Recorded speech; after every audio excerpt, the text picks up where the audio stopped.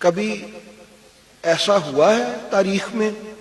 کہ آپ اپنے باپ کا جنازہ لے کے گئے ہوں تو وہ واپس آیا ہو؟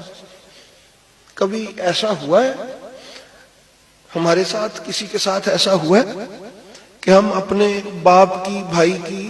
دادا کی میت لے کے جائیں اور وہاں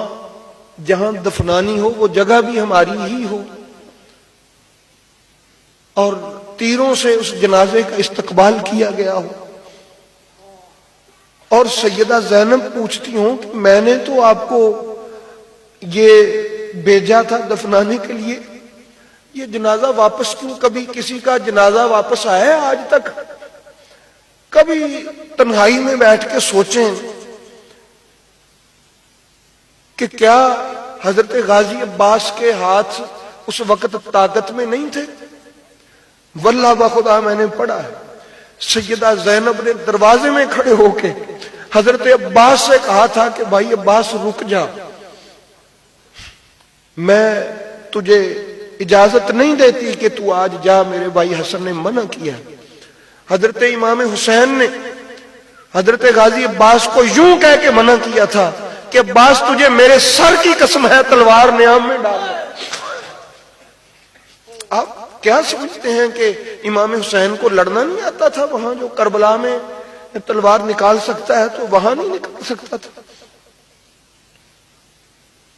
وہ غازی عباس کی جو تلوار نکالیں تو قیامت آ جائے،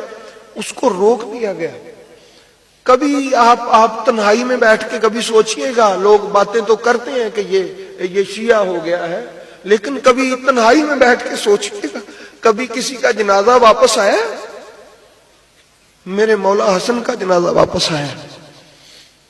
رسول کے بیٹے کا جنازہ واپس آیا ہے، وہ رسول جس نے نازوں سے پالا ہے،